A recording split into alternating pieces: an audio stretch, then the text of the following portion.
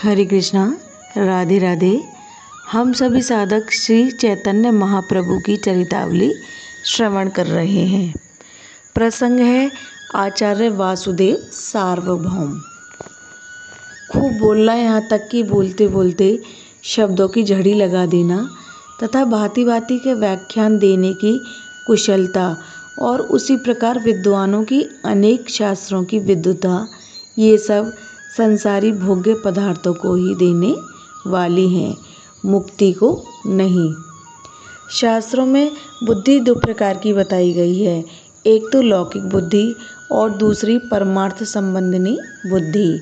लौकिक की बुद्धि से परमार्थ के पथ में काम नहीं चलने का, चाहे आप कितने भी बड़े विद्वान क्यों न हो और आपको चाहे जितनी ऊंची ऊंची बातें सूझती हों, पर उस इतनी ऊंची प्रखर बुद्धि का अंतिम फल सांसारिक सुखों की प्राप्ति मात्र है।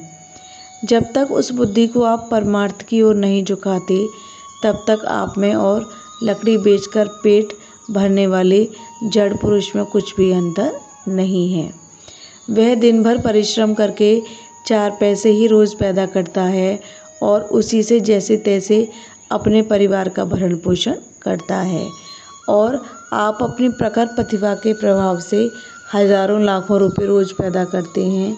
उनसे भी आपकी पूर्ण रीत्या संतुष्टि नहीं होती और अधिकाधिक धन प्राप्त करने की इच्छा बनी ही रहती है।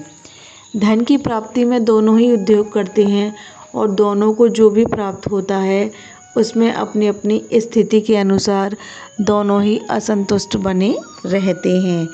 तब केवल शास्त्रों की बातें पढ़ाकर पैसा पैदा करने वाले पंडित में और लकड़ी बेचकर जीवन निर्वाह करने वाले मूर्ख में अंतर ही क्या रह गया। तभी तो तुलसीदास जी ने कहा है, काम क्रोध मोह लोभ की जब लग मन में खान, तब लग पंडित मूर्खा दोनों एक समान। जिनका उल्लेख पहले हो चुका है, सर्व विद्या विशारद, अपने समय के अद्वितीय न्यायिक पंडित प्रवर आचार्य वासुदेव सार्वभौम प्रभु के दर्शनों के पूर्व उसी प्रकार के पौथी के पंडित थे। उनकी बुद्धि जब तक परमार्थ पथ में विचरण करने वाली नहीं बनी थी, तब तक उनकी संपूर्ण शक्ति पुस्तकी विद्या की ही पर्यालोचना में नष्ट होती थी। आचार्य वासुदेव सार्वभौम का घर नवद्वीप के विद्यानगर नामक स्थान में था। इनके पिता का नाम महेश्वर विशारद था। विशारद महाशय शास्त्रज्ञ और कर्मनिष्ठ ब्राह्मण थे। महाप्रभु के मातामह श्री नीलांबा चक्रवर्ती के साथ पढ़े थे। सार्वभौम 2 भाई थे। इनके दूसरे भाई श्री मधुसूदन वाचस्पति बहुत प्रसिद्ध विद्वान तथा नामी पंडित थे। इनकी एक बहन थी जिसका विवाह श्री गोपीनाथाचार्य के साथ हुआ था। सार्वभौम महाशय की बुद्धि बाल्यकाल से ही अत्यंत तीव्र थी। पाठशाला में ये जिस पाठ को एक बार सुन लेते, फिर उसे दूसरी बार याद करने की इन्हें आवश्यकता नहीं होती थी। पढ़ने में प्रमाद करना तो ये जानते ही नहीं थे। किसी बात को भूलना तो इन्होंने सीखा ही नहीं था। एक बार इन्हें जो भी सूत्र या श्लोक कंठस्थ हो गया, मानो वह लोहे की लकीर की भांति स्थायी हो गया। जिस समय में नवद्वीप में विद्यार्थी बनकर विद्याध्ययन करते थे, उस समय नवद्वीप संस्कृत विद्या का एक प्रधान पीठ बना हुआ था। गौड़, उत्कल और बिहार आदि सभी देशों के छात्र वहां आकर संस्कृत विद्या का अध्ययन करते थे। नवद्वीप में व्याकरण, काव्य, अलंकार, ज्योतिष, दर्शन तथा वेदांत आदि शास्त्रों की समुचित रूप से शिक्षा दी जाती थी, किंतु तब तक नव्य न्याय का इतना अधिक प्रचार नहीं था, या यूँ कह सकते हैं कि जब तक गौड़ देश में नव्य न्याय था ही नहीं। गौड़ देश के सभी छात्र न्याय पढ़ने के निमित्त मिथिला जाया करते थे। उन दिनों मिथिला ही न्याय का प्रधान केंद्र समझा जाता था। मैथिल पंडित वैसे तो जो भी उनके पास न्याय पढ़ने आता उसे ही प्रेम पूर्वक न्याय की शिक्षा देते, किंतु वे न्याय की पुस्तकों को साथ नहीं ले जाने देते थे। विशेषकर बंगदेशीय छात्रों की तो खूब ही देख रेख रखते। उस समय आज की भांति छापने के यंत्रालय तो थे ही नहीं। पंडितों के पास हाथ की लिखी हुई पुस्तकें होती थीं, वही उनका सर्वस्व था। उनकी प्रतिलिपि भी वे सर्वसाधारण को नहीं करने देते थे। जब किसी की वर्षों परीक्षा करके उसे योग्य अधिकारी समझते, तब बड़ी कठिनता से पुस्तक की प्रतिलिपि करने देते। पुस्तकों के अभाव में नवद्वीप में कोई न्याय की पाठशाला ही स्थापित न हो सकी थी। सर्वप्रथम रामभद्र भट्टाचार्य ने न्याय की एक छोटी सी पाठशाला खोली। वे भी मिथिला से न्याय पढ़कर आए थे, किंतु पुस्तक के अभाव से वे छात्रों की शंकाओं का ठीक ठीक समाधान नहीं कर सकते थे। विद्यार्थी वासुदेव भी अपने भाई मधुसूदन के साथ रामभद्र भट्टाचार्य की पाठशाला में न्याय पढ़ने लगे। कुशाग्र बुद्धि वासुदेव अपने न्याय के अध्यापक के सम्मुख जो शंका उठाते, उसका यथावत उत्तर न पाकर वे असंतुष्ट होते। इनके अध्यापक इनकी प्रत्युत्पन्न प्रखर बुद्धि को समझ गए और इनसे एक दिन एकांत में बोले, भैया तुम सचमुच में न्यायिक बनने योग्य हो, तुम्हारी बुद्धि बड़ी ही कुशाग्र है। मैं तुम्हारी शंकाओं का ठीक ठीक समाधान करने में असमर्थ हूँ। इसका प्रधान कारण यह है कि हमारे यहाँ तो कोई न्याय का पंडित है ही नहीं। हम सबको न्याय पढ़ने के लिए मिथिला जाना पड़ता है। मिथिला ही आजकल भारतवर्ष में न्याय का प्रधान केंद्र माना जाता है। मैथिल पंडित पढ़ाने के लिए तो किसी को इनकार नहीं करते। जो भी उनके पास पढ़ने की इच्छा से आता है, उसे प्रेम पूर्वक पढ़ाते हैं, किंतु पुस्तक वे किसी को साथ नहीं ले जाने देते। ऐसी स्थिति में बिना पुस्तक जितना हम पढ़ा सकते हैं, उतना पढ़ाते हैं। अपने न्याय के अध्यापक के मुख से ऐसी बात सुनकर आत्माभिमानी वासुदेव विद्यार्थी को इससे बहुत ही दुख हुआ। उन्हें अध्यापक की विविधता पर दया आई। उसी समय उन्होंने निश्चय कर लिया कि बंग देश में न्याय की पुस्तकों के अभाव को मैं दूर करूंगा। उन्हें अपनी बुद्धि, स्मरण शक्ति और अद्भुत धारणा का विश्वास था। उसी दृढ़ विश्वास के वशीभूत होकर वे मिथिला पहुँचे और वहाँ जाकर उन्होंने विधिवत न्याय का पाठ समाप्त किया। अपने पुराने अध्यापक के मुख से उन्होंने जो बात सुनी थी, वह बिल्कुल सच निकली। उन्हें इस बात का स्वयं अनुभव हो गया कि यहाँ से न्याय की पुस्तक ले जाना सामान्य काम नहीं है। इसलिए उन्होंने न्याय के एक बड़े प्रामाणिक ग्रंथ को आद्योपांत कंठस्थ कर लिया। इस प्रकार वे कागज की पुस्तक को तो साथ ना ला सके, किंतु अपने हृदय के स्वच्छ पृष्ठों पर स्मरण शक्ति की सहायता से बुद्धि द्वारा लिखकर वे न्याय की पूरी पुस्तक को अपने साथ ले आए। आते ही इन्होंने नवद्वीप में अपनी न्याय की पाठशाला स्थापित कर दी। भला जो इतने बड़े भारी प्रामाणिक ग्रंथ को यथाविधि अक्षरतः कंठस्थ करके अपने देश के विद्यार्थियों के कल्याण के निमित्त ला सकता है, वह पुरुष कितना भारी बुद्धिमान, कितना बड़ा देशभक्त, कितनी उच्च श्रेणी का विद्याव्यासंगी तथा शास्त्र प्रेमी होगा, इसका पाठक स्वयं ही अनुमान कर सकते हैं। सार्वभौम की विद्वता, छात्र प्रियता, गंभीरता तथा पढ़ाने की सुंदर और सरल शैली की थोड़े ही दिनों में दूर दूर तक ख्याति फैल गई। विभिन्न प्रांतों से न्याय पढ़ने वाले बहुत से छात्र इनके पास आकर अपने न्यायशास्त्र की पिपासा को इनके सुंदर, सरल और प्रेमपूर्वक पढ़ाए हुए पाठ के द्वारा शांत करने लगे। इनके विद्यार्थी लोग प्रसिद्ध न्यायिक हुए, जिनके बनाए हुए ग्रंथ नव्य न्याय में बहुत ही प्रामाणिक समझे जाते हैं। दीधति के रचयिता रघुनाथ पंडित इन्हीं सार्वभौम महाशय के शिष्य थे।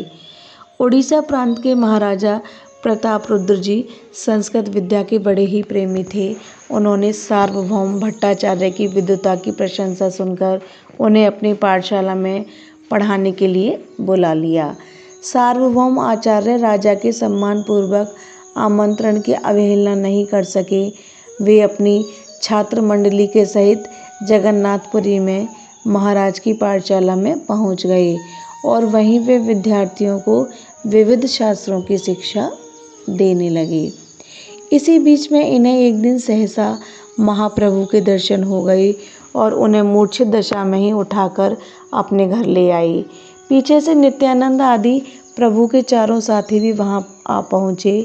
तीसरे पहर प्रभु को जब बाहरी ज्ञान हुआ तब वे समुद्र स्नान करने के लिए गए और सार्वभौम के आग्रह से भोजन करने के लिए बैठे। सार्वभौम महाशय महाप्रभु के अद्भुत रूप लावण्य युक्त तेजस्वी मुखमंडल को देखकर स्वयं ही उनकी ओर खिंचे से जाते थे। प्रभु के दर्शन से ही वे अपने इतने बड़े शास्त्राभिमान को भूल गए और मन ही मन उनके चरणों में भक्ति करने लगे। महाप्रभु को सन्यासी समझकर ही सार्वभौम महाशय ने पूर्ण भक्ति भाव के साथ उन्हें भोजन कराया था। अंत में उन्होंने महाप्रभु के चरणों में गृहस्थ धर्म के अनुसार सन्यासी को पूज्य समझकर प्रणाम किया। सन्यासी जगत को नारायण का ही रूप देखता है। उसकी दृष्टि में नारायण से पृथक किसी अन्य पदार्थ की सत्ता ही नहीं। इसलिए संसारी लोग सन्यासी को ओम नमो नारायण कहकर ही प्रणाम करते हैं। सन्यासी उसके उत्तर में नारायण ऐसा कह देते हैं, अर्थात वह इन्हें नारायण समझकर प्रणाम करता है। उनकी दृष्टि में भी प्रणाम करने वाला नारायण से भिन्न नहीं है, इसलिए वे भी कह देते हैं नारायण, अर्थात तुम भी नारायण के स्वरूप हो। भट्टाचार्य सार्वभौम ने भी ओम नमो नारायण ही कहकर प्रभु को प्रणाम किया। प्रभु ने उसके उत्तर में कहा, आपकी श्री कृष्ण भगवान के पाद पद्यों में प्रगाढ़ प्रीति हो। इस आशीर्वाद को सुनकर सार्वभौम महाशय को प्रसन्नता हुई और वे मन ही मन सोचने लगे कि वे कोई भगवत भक्त वैष्णव सन्यासी हैं। इसलिए भट्टाचार्य के हृदय में इनका परिचय प्राप्त करने की इच्छा हुई। प्रभु से तो इस बात को पूछते ही कैसे, शास्त्रज्ञ विद्वान होकर वे सन्यासी से उसके पूर्वाश्रम का ग्राम नाम पूछते ही क्यों। सन्यासी से उसके पूर्वाश्रम की बातें करना निषिद्ध माना गया है। इसलिए प्रभु से न पूछकर अपने बहनोई गोपीनाथाचार्य से पूछा, आचार्य आप इन सन्यासी महात्मा के पूर्वाश्रम का कुछ समाचार जानते हैं? कुछ हंसकर आचार्य ने कहा, आप इन्हें नहीं पहचान सके? नवद्वीप ही तो इनकी जन्मभूमि है। ये पंडित जगन्नाथ मिश्र पुरंदर के पुत्र और श्री नीलांबर चक्रवर्ती के दौहित्र हैं। सार्वभौम को प्रभु का परिचय पाकर बड़ी प्रसन्नता हुई। नीलांबर चक्रवर्ती इनके पिता के सहाध्यायी थे और पुरंदर पंडित इनके साथ कुछ दिन पढ़े थे। सार्वभौम के पिता में और नीलांबर चक्रवर्ती में बड़ी प्रगाढ़ता थी। इसी संबंध से सार्वभौम के पिता पंडित जगन्नाथ मिश्र को अपना मान्य समझते थे। अब तक सार्वभौम महाशय इन्हें एक कृष्ण प्रेमी बैरागी सन्यासी समझकर ही मन भक्ति कर रहे थे। गोपीनाथ जी से प्रभु का परिचय पाते ही इनका भाव परिवर्तित हो गया। अब तक वे तटस्थ भाव से एक सद्गृहस्थ की भांति सन्यासी के प्रति जैसा शिष्टाचार बरतना चाहिए वैसा बरत रहे थे। अब उनका प्रभु के प्रति कुछ ममत्व सा हो गया और उनकी वह भक्ति भी वात्सल्य भाव में परिणित हो गई। कुछ अपनापन प्रकट करते हुए सार्वभौम कहने लगे, मुझे क्या पता था कि ये अपने घर के ही हैं। नीलांबर चक्रवर्ती के संबंध से एक तो ये हमारे वैसे ही मान्य तथा पूज्य हैं, तिस पर सन्यासी, इसलिए हमारे तो ये पूजनीय संबंधी और अत्यंत ही आदरणीय हैं। प्रभु ने अत्यंत ही नम्रता प्रकट करते हुए लज्जित भाव से कहा, आप यह कैसी बातें कर रहे हैं? मैं तो आपके लड़के के समान हूँ। आप ज्ञानवृद्ध, वयोवृद्ध, विद्यावृद्ध तथा अधिकार वृद्ध हैं। बड़े बड़े सन्यासियों को आप शास्त्रों की शिक्षा देते हैं। आपके सामने मैं कह ही क्या सकता हूँ। मैं तो आपके शिष्यों के शिष्य होने के भी योग्य नहीं हूँ। अभी मेरी अवस्था भी बहुत छोटी है, मुझे संसार का कुछ भी ज्ञान नहीं है। सार्वभौम ने कहा, ये वचन तो आपके शील स्वभाव के द्योतक हैं। हमारे लिए तो सन्यासी होने के कारण आप पूज्य हैं। प्रभु ने फिर उसी प्रकार लजाते हुए धीरे धीरे नीची दृष्टि करके कहा, मैं तो अभी बच्चा हूँ, सन्यास के मर्म को क्या जानूँ। वैसे ही भावुकता के वशीभूत होकर मैंने रंगीन कपड़े पहन लिए हैं। सन्यासी का क्या कर्तव्य है, इस बात का मुझे कुछ भी पता नहीं है। आप लोक शिक्षक हैं, अतः गुरु मानकर मैंने आपके ही चरणों का आश्रय लिया है। आप मेरा उद्धार कीजिए और मुझे सन्यासी के करने योग्य कर्मों की शिक्षा दीजिए। आज ही आपने मुझे इतनी घोर विपत्ति से बचा लिया, इसी प्रकार आगे भी आप मेरी रक्षा करते रहेंगे। सार्वभौम ने प्रेम प्रदर्शित करते हुए कहा, देखना, अब कभी अकेले दर्शन करने मत जाना। जब भी दर्शन करने जाना हो, या तो चंदनेश्वर को साथ ले जाना या किसी दूसरे मनुष्य को। तुम्हारा अकेले ही मंदिर में दर्शन के लिए जाना ठीक नहीं है। प्रभु ने विनीत भाव से कहा, अब मैं कभी मंदिर में भीतर दर्शन करने जाया ही ना करूँगा। भगवान गरुड़ के ही सामने से दर्शन कर लिया करूँगा। सार्वभौम ने कहा, नहीं, गरुड़ के समीप से क्यों दर्शन करोगे। मंदिर में जब सब आदमी अपने ही हैं, जहाँ से इच्छा हो दर्शन करो। मैंने तो सावधानी के ख्याल से यह बात कही है। इतनी बातें करने के अनंतर सार्वभौम ने अपने बहनोई गोपीनाथाचार्य से कहा, आचार्य महाशय, आपने इनसे हमारा परिचय कराकर बड़ा ही उत्तम कार्य किया। आपकी ही कृपा से हम इन्हें पहचान सके। अब इनके ठहरने का कहीं एकांत स्थान में प्रबंध करना चाहिए। हमारी मौसी का वह दूसरा घर खाली भी है और एकांत भी है, वह इनके लिए कैसा रहेगा। आचार्य ने कहा, स्थान तो बहुत सुंदर है, ये लोग उसे अवश्य ही पसंद करेंगे, उसी में सबका आसन लगवा दें।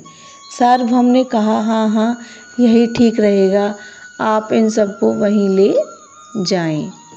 सार्वभौम की सम्मति से गोपीनाथाचार्य प्रभु को अपने साथियों के सहित सार्वभौम के मौसा के घर ले गए। प्रभु ने उस एकांत स्थान को बहुत पसंद किया और वे अपने साथियों के सहित उसी में रहने लगे। यह प्रसंग अब यहीं विश्राम लेता है। हरे कृष्णा, राधे राधे।